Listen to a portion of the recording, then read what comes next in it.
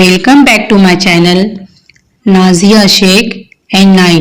हमारे हर आने वाले वीडियो की नोटिफिकेशन सबसे पहले पाने के लिए हमारे इस चैनल को सब्सक्राइब कीजिए और बेल आइकॉन को प्रेस कीजिए।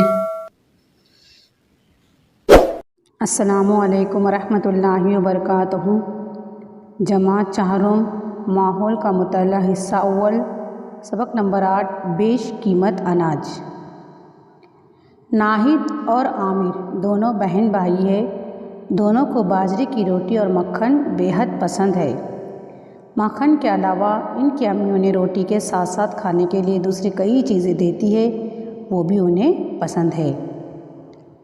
नाहिद और आमिर ये दोनों भाई बहन हैं। इन दोनों को बाजरे की रोटी और मक्खन बेहद पसंद है और ये दोनों बाजरे की रोटी और मक्खन तो खाते ही है, लेकिन इसके साथ साथ दूसरी चीज़ें भी उन्हें पसंद है और ये लोग दूसरी चीज़ें भी खाते हैं।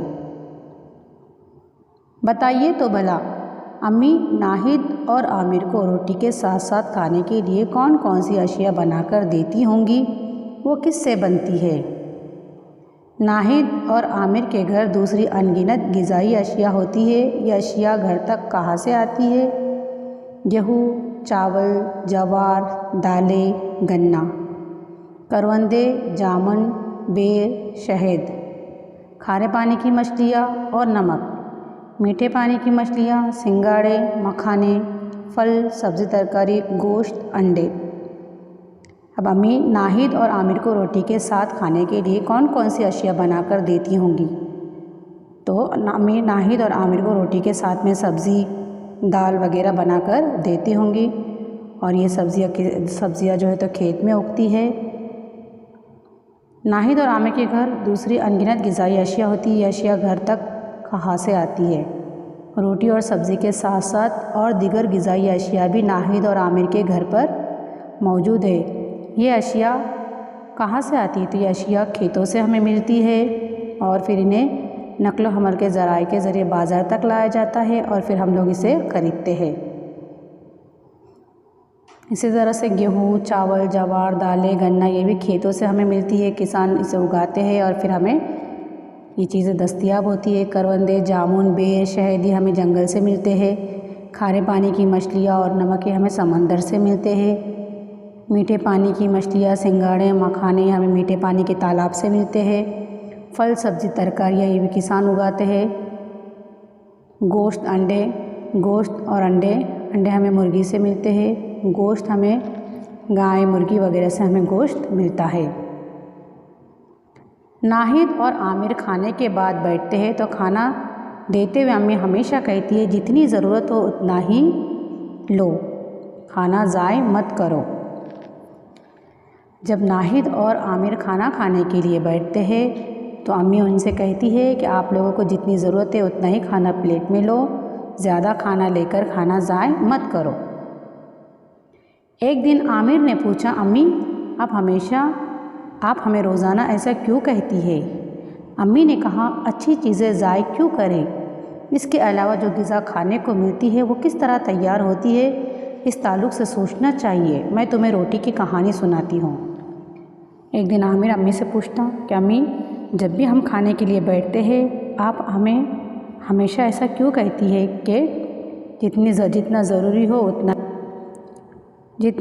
हो उतना ही खाना लो, ज़्यादा लेकर खाना ज़ाय मत करो। तो अम्मी कहती है, हमें जो खाने के लिए जो ग़िज़ा मिलती है वो किस तरह से तैयार होती है, सबसे पहले हमें ये सोचना चाहिए। मैं तुम्हें रोटी की कहानी सुनाती हूँ। रोटी तो हम खाते हैं, लेकिन ये रोटी बनने के लिए कितनी मेहनत और मुशक्क़त की ज़रूरत होती है, उसकी कहानी हम सुनते हैं। रोटी की कहानी।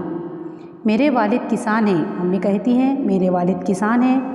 स्कूल की गर्मा में छुट्टियां होती ही है। मैं छोटी थी तब हम वालिद के साथ ट्रैक्टर पर बैठकर खेत में जाते थे। इस वक्त खेती की मुशक्क़त के काम हुआ करते थे। ट्रैक्टर को मुख्तलिफ औजार जोड़कर वालिद खेत के काम करने लगते। पहले खेत में हल चलाते, मिट्टी के ढेले फोड़ते, ज़मीन की सतह हमवार करके इसे फसल बोने के लिए तैयार करते थे। इस तरह वो खेती के काम करते थे। अम्मी बच्चों को बताती है कि जब मौसम गर्मा की छुट्टियाँ होती थी, यानी गर्मी के मौसम की जब छुट्टियाँ होती थी तो मैं तब छोटी थी, उस वक्त वालिद के साथ ट्रैक्टर में बैठकर खेत पर जाती थी। इस वक्त मैं खेती के काम होते हुए देखा करती थी। ट्रैक्टर को मुख्तलिफ औजार से जोड़ते हैं, इस तरह से ट्रैक्टर को ऐसे औजार लगाते हैं खेती के, इस तरह से ट्रैक्टर को औजार जोड़े जाते हैं। पहले खेत में हल चलाते हैं, मिट्टी के ढेले फोड़ते हैं। खेत में हल चलाकर इस तरह से मिट्टी के जो ढेले होते हैं, बड़े बड़े ढेले, वो फोड़े जाते हैं और ज़मीन हमवार की जाती है, एक जैसी की जाती है और इस तरह से वो फसल बोने के लिए तैयार होती है। इस तरह से खेती के काम किए जाते हैं। पहली बारिश होते ही गर्मा की वजह से तपती हुई ज़मीन से भाप निकलने लगती है, तब वालिद खेत में बाजरा बोते हैं। जब बारिश होती है तब ज़मीन से गर्मा का मौसम होने की वजह से ज़मीन से भाप निकलने लगती है, तब इसमें बाजरे की फसल बोई जाती है। कुछ दिनों में बाजरे के पौधे मिट्टी से ऊपर सर निकालते हैं। ज़मीन के अंदर बाजरा बोया जाता है और कुछ दिनों के बाद में बाजरे के बड़े पौधे हैं वो मिट्टी के ऊपर आने लगते हैं। बाजरे के साथ खेत में घास भी बढ़ती है जिसे निकालना पड़ता है। इसके लिए वालिद मज़दूर लगवाते हैं, मजदूरी का खर्च आता है। इस तरह से अगर खेत में फसल आती है लेकिन फसल के साथ साथ ऐसी घास भी आती है जो फसल के लिए नुकसानदा होती है, तो फिर वो घास निकालनी पड़ती है। इसके लिए अलग से मज़दूर लगवा कर घास निकाली जाती है, मजदूरी का खर्च आता है। बारिश के पानी से बाजरे के पौधे तेज़ी से बढ़ने लगते हैं। आहिस्ता आहिस्ता बाजरे के पौधे को भुट्टे लगना शुरू हो जाते हैं। बारिश के पानी की वजह से जो है तो ये बाजरा तेज़ी से बढ़ने लगता है और आहिस्ता आहिस्ता बाजरे के पौधे को भुट्टे लगना शुरू होते हैं। फिर इनमें दाने भरने लगते हैं। तब परिंदों के झुंड दाने चुगने के लिए आना शुरू हो जाते हैं। घूंफन फिराकर परिंदों को उड़ाना पड़ता है। बारिश के पानी से बाजरे के पौधे तेज़ी से बढ़ने लगते हैं। आहिस्ता आहिस्ता फिर बाजरे के पौधों को भुट्टे लगना शुरू हो जाते हैं और फिर भुट्टे लगने के बाद में उनके अंदर दाने भी भरने लगते हैं। तो इन भरे हुए दानों को खाने के लिए परिंदों के झुंड दाने चुगने के लिए आना शुरू हो जाते हैं। तो ये परिंदों को भगाने के लिए घोंफल फिराकर परिंदों को उड़ाना पड़ता है, या तो फिर एक पुतला बनाकर ऐसा खेतों में लगाया जाता है कपड़े पहनाकर, जिसे देखकर परिंदे फसलों के नज़दीक नहीं। दाने पूरी तरह भरने पर कटाई करना पड़ती है। जब भुट्टे में अच्छे से दाने भर जाते हैं तो फिर उन भुट्टों की कटाई की जाती है। कटाई यानी खेत के पौधों में लगे तमाम भुट्टे काटकर ज़ख़ीरा किए जाते। जो खेत के अंदर जो भुट्टे लगे हुए थे उन्हें काटकर एक जगह ज़ख़ीरा किया जाता है, जमा किया जाता है। बाद में गहाना यानी मलनी करना और उसाई का अमल करना पड़ता है। फिर बाद में इन भुट्टों को मलकर उससे दाने अलग किए जाते हैं, तब भुट्टों से बाजरे के दाने हासिल होते हैं। इस तरह से ये कटाई की जाती है। ये जो है तो बाजरे के पौधे हैं, इस तरह से इसे काट कर भुट्टे अलग किए जाते हैं और ये तमाम भुट्टों को एक जगह जमा करके ज़ख़ीरा, इस तरह से ज़ख़ीरा किया जाता है। नाहिद ने कहा, कटाई मेरी समझ में आई, लेकिन गहाना, मलनी करना और उसाई ये क्या है? अम्मी ने कहा, मैं जैसा कहूँ करके देखो, तब तुम्हारी समझ में आएगा। आगे की कहानी बाद में सुनाती हूँ। आइए ये करके देखिए। आधा टोकरा सूखी मूंगफली लीजिए, इसको 2 बराबर हिस्सों में तकसीम कीजिए। अब आधा टोकरा क्या करना है, सूखी मूंगफली लेना है हमें और उस मूंगफली को 2 बराबर हिस्सों में तकसीम करना है। एक हिस्से की मूंगफली के दाने हाथ से छिलकर निकालें। हाथ के ज़रिए फलियाँ छीलने में कितना वक्त लगेगा। दूसरे हिस्से की मूंगफली एक कपड़े की थैली में बांधिए, इस पर बट्टा फिराइए, लकड़ी से ज़र्ब लगाइए। बाद में थैली खोलकर मूंगफली सूप में डालकर देखिए। अब आपको क्या नज़र आता है। क्या करना है, हमें मूंगफली लेना है, मूंगफली को 2 हिस्सों में बराबर तकसीम करना है। एक हिस्से को हाथ से हम छिलके निकालेंगे और दूसरे हिस्से में क्या करेंगे, हम दूसरे हिस्से की जो मूंगफली है उसे एक थैले में डालकर एक तो उसे बट्टा फिराएंगे या तो फिर लकड़ी से उसके ऊपर मारेंगे, ज़र्ब लगाएंगे। तो अब देखो आपको क्या नज़र आता है। आमिर सूप में ली हुई मूंगफली फूट गई, कई मूंगफलियों में से दाने बाहर निकल आए। अम्मी, ये मूंगफली की एक किस्म की मलनी हुई, अब मूंगफली को ऊपर छोड़ो और क्या होता है देखो। आमिर कहता है कि जो सूप में ली हुई मूंगफली हमने देखे तो मूंगफली फूट चुकी थी। तो अम्मी कहते हैं ये मूंगफली की एक किस्म की मलनी हो गई जो हमने ये ज़र्ब लगाकर जो मूंगफली के दाने निकाले, एक तरह से ये मलनी हो गई। अब मूंगफली को पछोड़ा और क्या होता है देखो नाहिद, मूंगफली को पछोड़ने पर मूंगफली के छिलके सूप में से नीचे गिरते हैं और मूंगफली में से बाहर निकले हुए दाने सूप में ही रह जाते हैं। ऐसा क्यों होता है? मूंगफली पछोड़ने पर क्या होता है, मूंगफली के जो छिलके हैं वो बाहर नीचे गिर जाते हैं सूप से और सूप के अंदर सिर्फ दाने ही रह जाते हैं। नाहिद पूछती है ऐसा क्यों होता है? तो हमने कहा छिलके हल्के होते हैं इसलिए पछोड़ते वक्त तो हवा की वजह से उड़कर दूसरे जानिब गिर जाते हैं। दाने वजनी होते हैं इसलिए वो सूप में ही रह जाते हैं। पछोड़ते वक्त हवा का इस्तेमाल करके दाने और छिलके अलग कर सकते हैं। छिलके जो है तो ये हल्के होते हैं इसलिए ये नीचे गिर जाते हैं पछोड़ते वक्त, और दाने जो है तो वज़नदार होते हैं, वज़नी होते हैं, इसलिए ये सूप में ही रह जाते हैं। अब आगे सुनो, मेरे वालिद गहाने और उसाई का काम मशीन के ज़रिए करते थे। मशीन में गहाने और उसाने का अमल एक ही वक्त में हो जाता है। कटाई किए हुए भुट्टे मशीन में डालते हैं, दाने अलग होकर मशीन को बांधे हुए थैले में जमा होते रहते हैं। भुट्टों में मौजूद भूसा और दूसरा कचरा दूर गिर जाता है।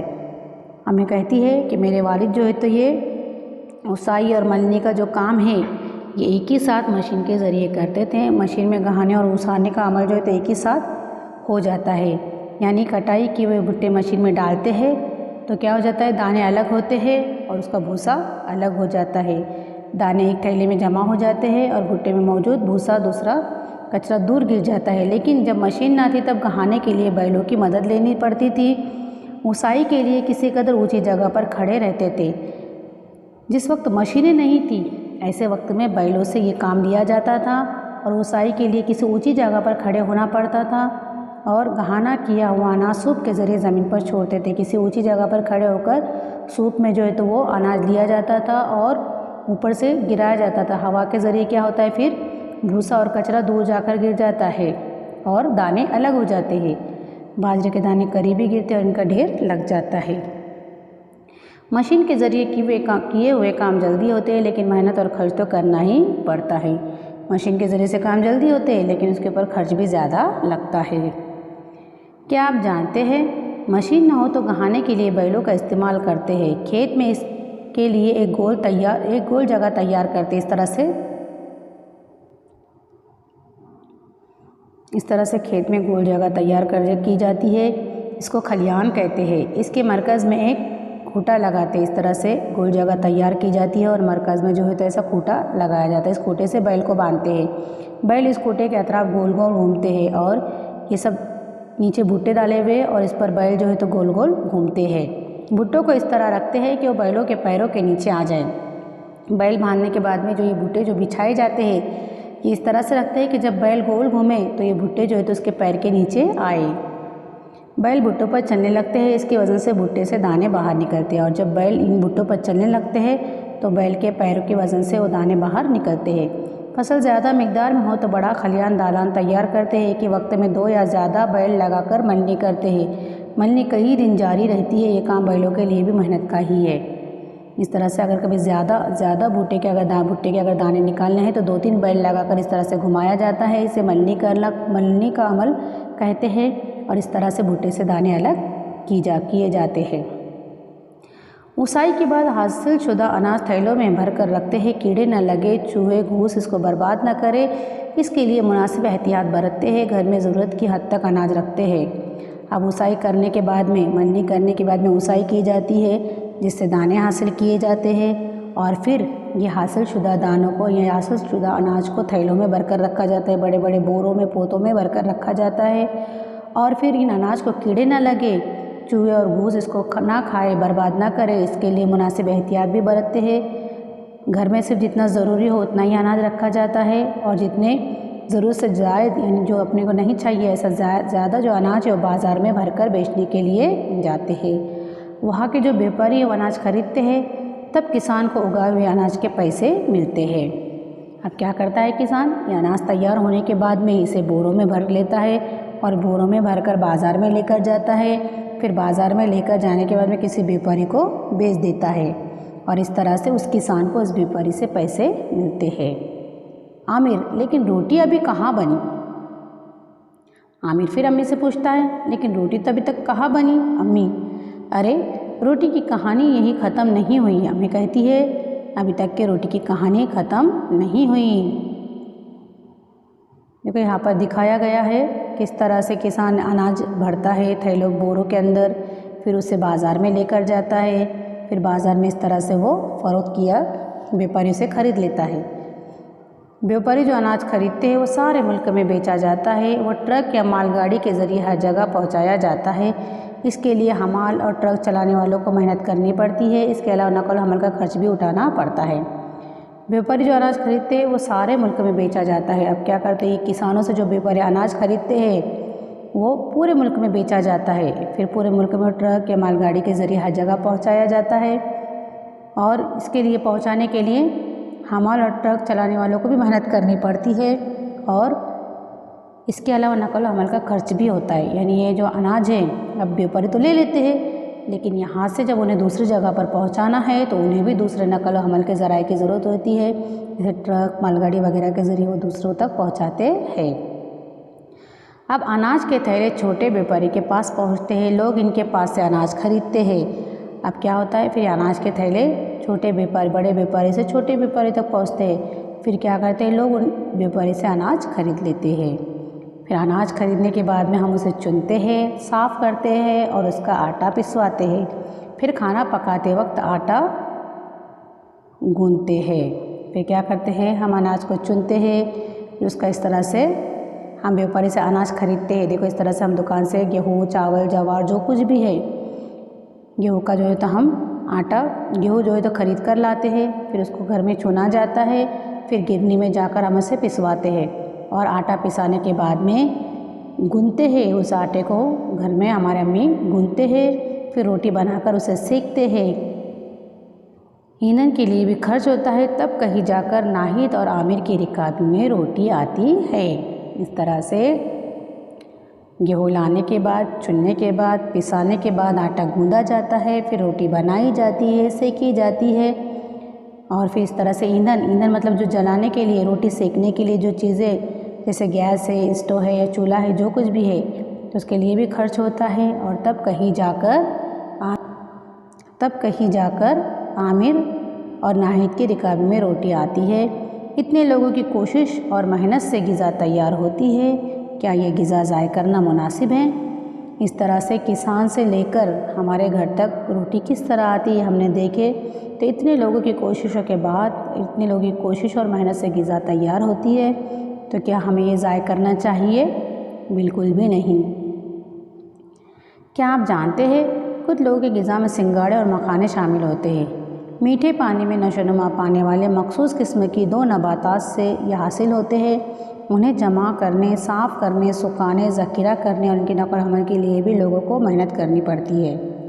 मखाने जो है तो ये मीठे पानी से हमें मीठे पानी के तालाब से मिलते हैं। दूसरी ग़िज़ाई अशिया, अब हम रोटी तो देखें हमने, इसके अलावा दूसरी जो ग़िज़ाई अशिया है जो हम खाते हैं, जैसे मछलियाँ पानी से हासिल होती है। मछलियाँ हम खाते हैं तो मछली हमें पानी से मिलती है।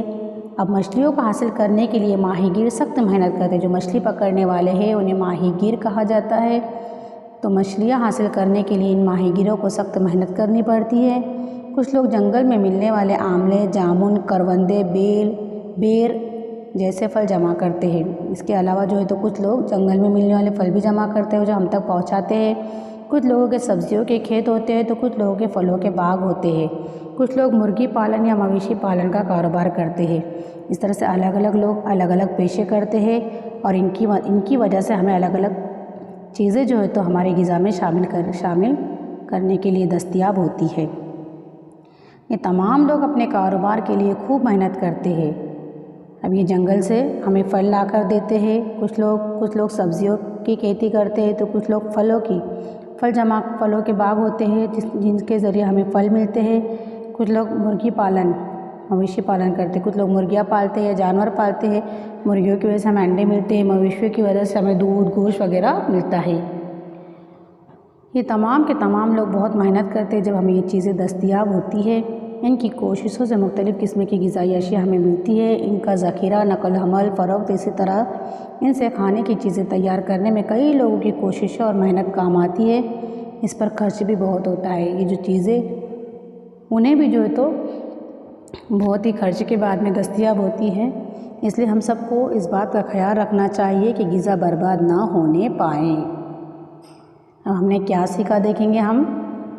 अपनी ग़िज़ा में शामिल चीज़ें खेत, तालाब, समंदर, जंगल, मवेशी खाने और कई दूसरी जगहों से हासिल होती है। हमने देखे हमारे ग़िज़ा में जो भी चीज़ें शामिल हैं, जैसे रोटी किसान से हमें मिलती, खेत के ज़रिए मिलती है, तालाब से हमें मछलियाँ मिलती है, समंदर से हमें नमक मिलता है, जंगल से हमें मुख्तलिफ़ किस्म के फल मिलते हैं, मवेशी खाने से मुख्तलिफ़ चीज़ें हमें मिलती है जैसे गोश्त, अंडे वगैरह, और भी कई दूसरी जगहों से हमें बहुत सारी चीज़ें शामिल होती है जो कि हम लोग अपनी ग़िज़ा में इस्तेमाल करते हैं। अनाज की फसल के लिए खेत की तैयारी से लेकर थैलों में भरकर गोदाम में ज़ख़ीरा करने तक अनगिनत काम करने पड़ते हैं। कटाई, मंडी, उसाई, इनमें से चंद काम हमने देखे कि रोटी किस तरह बनती है, किस तरह खेत से लेके तो आटा पीसने तक के काम होते हैं और उसके बाद में रोटी हमें मिलती है। इसके बाद अनाज की नकल हमल, फ़रोख्त और खाने की चीज़ें तैयार करने के काम करने पड़ते, तब ग़िज़ा हमारी रिकाबी तक पहुँचती है। खेत की तरह ही दूसरी ग़िज़ाई अशिया की पैदावार में भी कई लोगों की मेहनत है। ये भी देखिए हमने, खेत की तरह से खेत की तरह ही दूसरी ग़िज़ाई अशिया की पैदावार में भी कई लोगों की मेहनत होती है। इसलिए हम सबको इस बात का ख्याल रखना चाहिए कि ग़िज़ा बर्बाद ना हो। इसलिए बहुत सारे लोगों की मेहनत के बाद में ग़िज़ा हमें दस्तयाब होती है। इसलिए ग़िज़ा को बिला वजह ज़ाय ना करें, जितना ज़रूरत है उतना ही हमें खाना अपनी प्लेट में लेना चाहिए, बिला वजह ज़ाय नहीं करना चाहिए।